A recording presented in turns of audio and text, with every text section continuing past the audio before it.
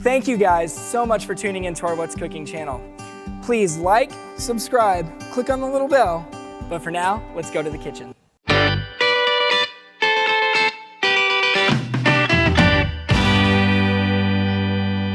Hello everybody and welcome to What's Cooking with Feed the Need. I am here with Victoria McLaughlin, and today we have a special surprise for our fathers out there because next weekend is Father's Day. And so fathers, I don't know if you know this, I'm a father and I love desserts, especially chocolate. Absolutely. So Victoria is going to teach us on how to make something delicious with chocolate. So what are we doing today? We're going to do a chocolate pound cake. And we're going to make it from scratch. None of that box stuff. We got to do it the old-fashioned way. So we're going to use the mix master and our measuring utensils. And I've already pre-measured our ingredients here. And I like to cook mine in a tube pan or bunt pan. So here is my good old faithful bunt pan that was my mother's. It's great. And you can still find these on eBay too. The old ones from the 70s. So then, as we're doing this, be sure and share this video with people. Each week we put out a cooking show, and the whole idea is obviously to reach people both physically and spiritually. And so, the physical part today is delicious dessert. The spiritual is you taking this and taking it to someone else and hopefully blessing them with that. And so, we also have all these different ingredients, and one thing that you've been telling me when we don't want to play it by ear is you should probably measure them out before you do it and get them all out because it makes this process a little easier. That's right. That's right. So we've got 2 sticks of butter softened. We have a half a cup of shortening. I like to use the stick shortening because it's easier to measure. We have 3 cups of sugar, 3 cups of flour, 5 eggs, a half a cup of cocoa powder. We have our salt and baking powder there, and 1 1/4 cups of milk. I like to use evaporated milk in a can, just a little, not sweetened condensed, evaporated milk. And as we're doing this, one thought we want to also impart is the idea of Proverbs 22:6. And so that's training up a child in the way that they should go. And you were, just before we were airing, we're talking about your father and some stuff he did with you. And so tell me a little bit about that. Well, so I was the oldest child, and it was just me and my sister. And so I was always my father's kind of shadow a little bit. So he taught me how to change the oil in the car. He taught me how to garden. He taught me how to mow the lawn. When he was building my parents' last home, I helped him with everything there. And I even got to miss a whole week of school in the fall each year to go deer hunting with him. So it was fun. I have great, wonderful memories of my dad. Well, so now I guess I'm going to be your kid for today. Yes. And so you can teach me and I'll do this along with you. And so you are old enough to be my kid, or I'm old enough to be your mother. I would never say that. So, you don't look a day over 30. But that's all right. We'll stick with 59. So. All right. Well, put me to work. Let's get started. Okay. So softened butter, and we cream it. Whoop. Let's turn this on. And I've already creamed the butter a little bit to begin with. Okay. You're going to add the shortening. And we put the shortening in. And I'm going to stir this. And while I stir this up, I would like for you to put this gently in the flour and this, no, dump it in. And you need to stir that up. Okay. Got it. Okay. Go.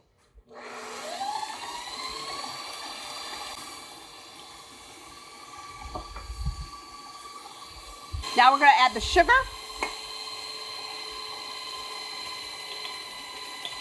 I like that you gave me a really small bowl to test how neat I can be. Sorry about that. That's why I'm wearing an apron. And then we're going to add these eggs 1 at a time. 1 at a time. Why do we do that? It just helps them incorporate better. Okay. And that's what my mother used to always tell me to do. And you listen to your mother, right? Absolutely. Me too, Mom, if you're watching. you get all this in? Yeah, not that yet. No, got to get that in. I did too. the other thing. Okay. And trying to keep it in the bowl while I do this. Scrape down these sides. So now, if you do a good job, I'll let you lick the beaters. Yes, that's my favorite part. It's actually why I enjoyed. So like on Father's Day, I remember oftentimes my dad would grill, and so I'd go out to the grill, and I would quote unquote help. I didn't know what I was doing, and I really just sat there because I learned very quickly that if I was around while he was cooking, I could taste test everything. So I appreciate you allowing me to taste test stuff as we go here. Okay. All right. So let's get this going. Good luck. Well, that wasn't too bad of a mess. Yep. But you have to have patience when you're cooking with your children. Yes. Thank you for having patience. So we're going to alternate the dry ingredients with the wet ingredients into the creamed ingredients.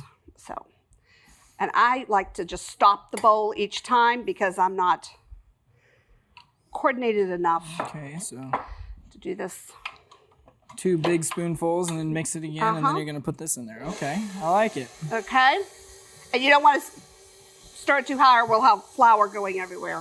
It'll look like this. We don't want that. This chocolate cake is definitely looking good. And so this is actually like a pound cake, right? A pound cake. And why do they call it a pound cake? Because they used to use a pound of butter and a pound of ingredients, so that's why. Gotcha. I thought it meant because... Or you gained a pound every time you ate it. So. Okay, let's lower this down one more time. So for the fathers out there, and obviously there's new fathers, there's fathers that now have, great grandkids, but your husband specifically has gotten to experience having a father, being a father, and now being a papa. Papa. Oh, we call him Papa. Papa. Yeah, I better Papa. pronounce that right. Yep, that's right, Papa. All right, so how's that going for him? And what are some insights you could give us onto that? It's the best job in the whole wide world. It's awesome. So, being a grandparent. So, no, my husband always worked really long hours. He was the Air Force officer. So, he had a hard time spending one-on-one time with the kids. If he come home really late, they would always be in the bed. So he instituted what we call daddy dates. And they were once a week with one kid, and it alternated each kid. So they would go do something. And it didn't have to be something expensive. It didn't have to be something elaborate. I remember when my daughter was learning how to drive, her daddy dates was going out driving. Sometimes he would just take the kids down to 7-Eleven and get a Slurpee.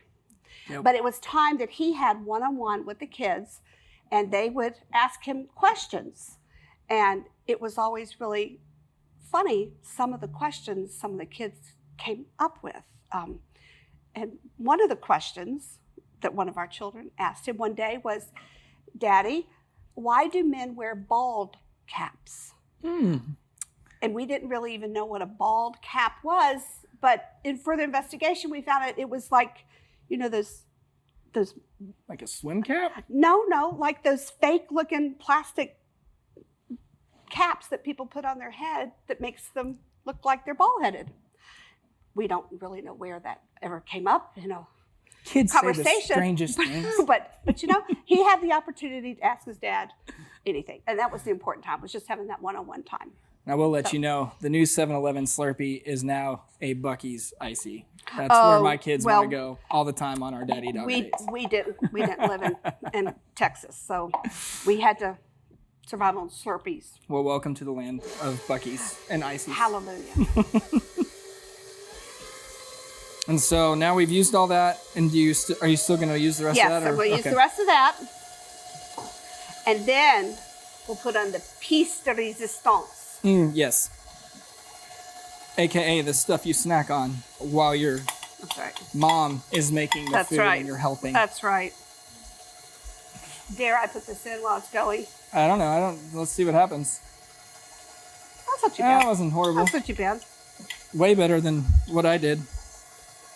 There we go.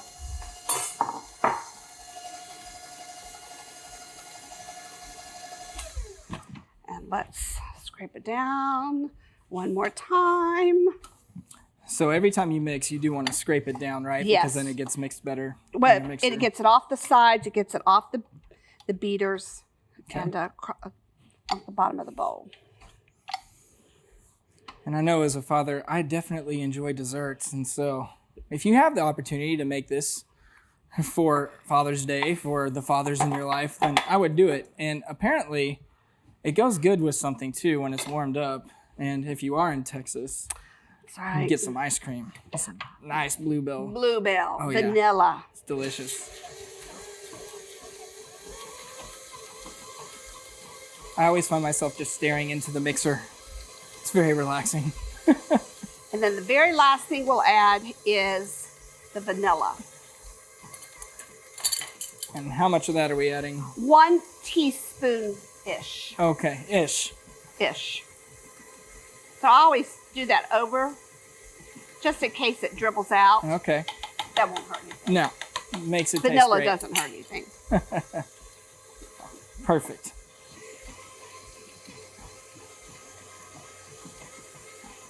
And let's a little faster, and we're done. Nice. Okay, now let's move these things out of the way.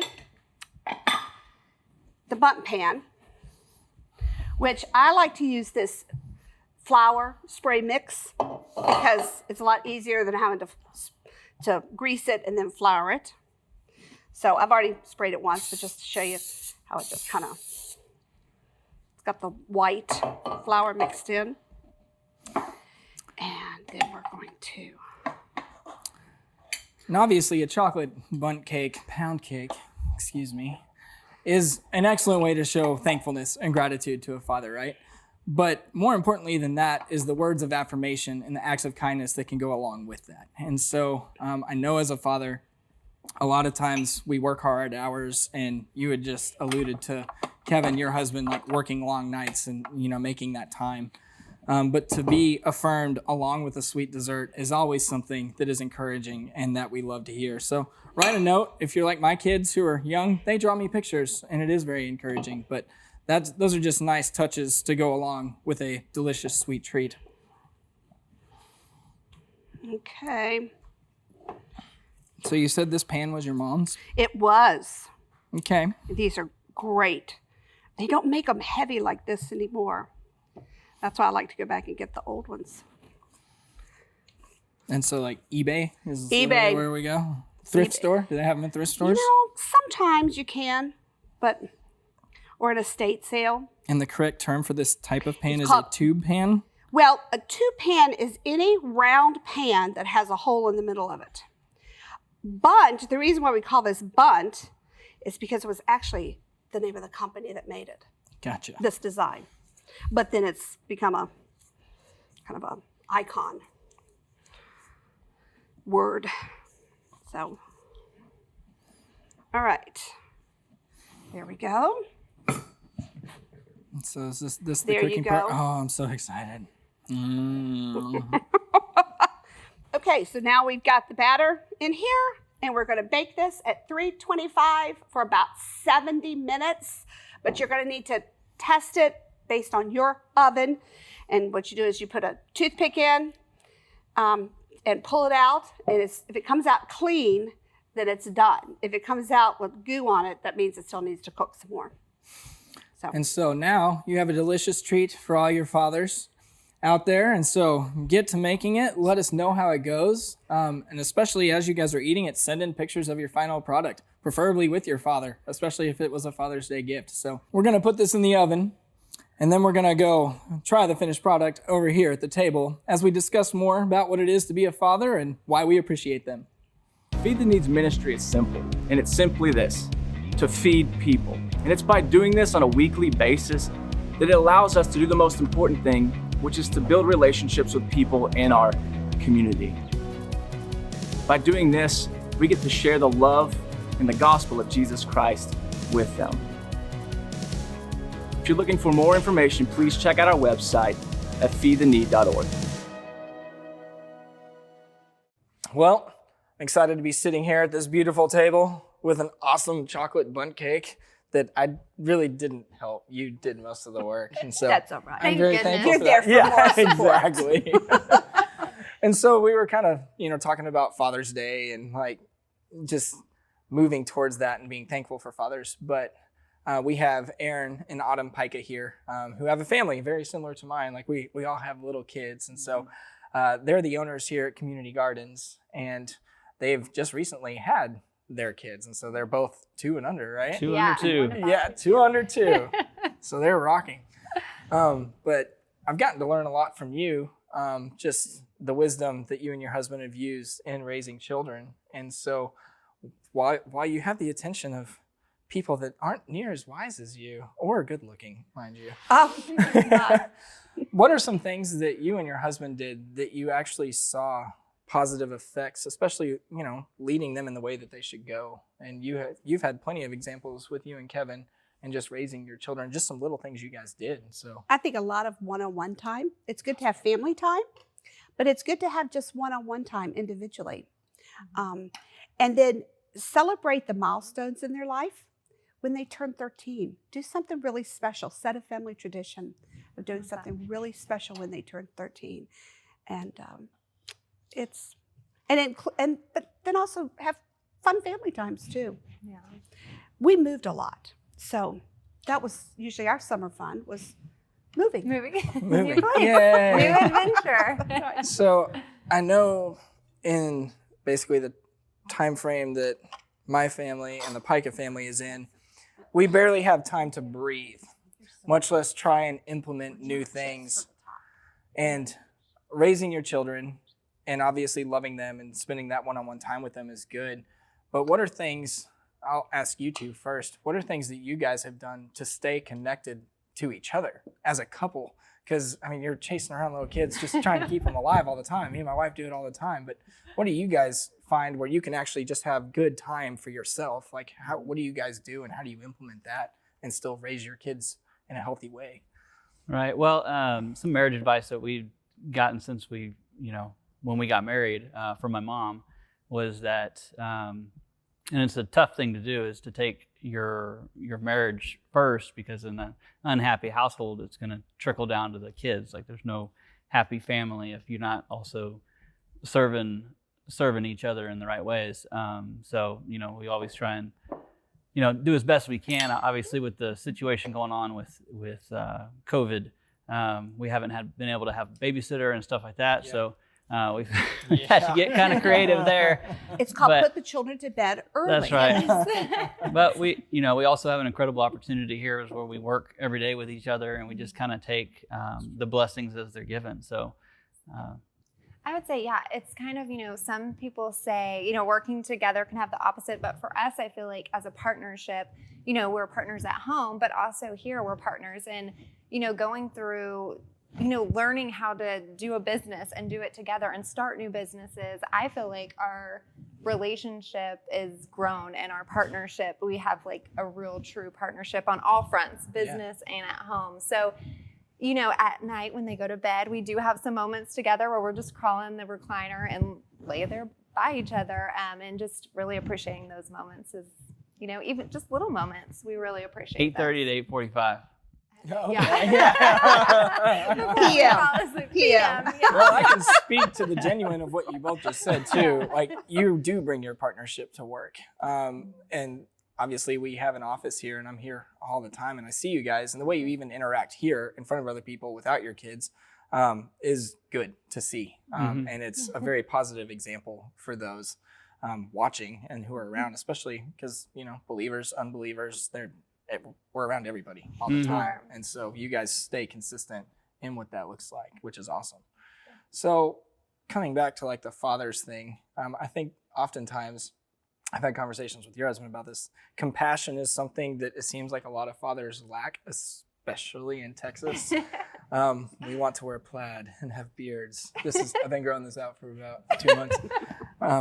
Looking good. But I think like just as our Father in heaven was compassionate, right? Like that is a characteristic that we as dads should have. And it's something that, as a wife, like you should continue instilling, and you've done And that. patience. Patience, yes. I know my Heavenly Father's very patient with me. Yeah.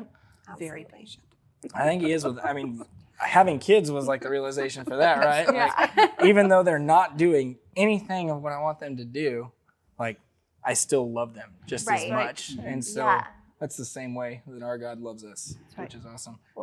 And I think it's about time that we love try some cake. Yeah. So I was let's going to dig say, in. I think becoming a parent, it made me realize God's compassion and love even more because him giving his one and only son, I mean, you can kind of understand it, but then when you have kids and you realize how much you love them and you would do anything for them, you realize how much he really loved us for giving his one and only son. I think becoming parents, I didn't understand the gravity of that until I had kids of my own. Absolutely.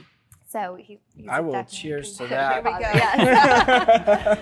go. Yes. Cheers. Amen. Good. Awesome. Listen. Well, I'm excited to eat this.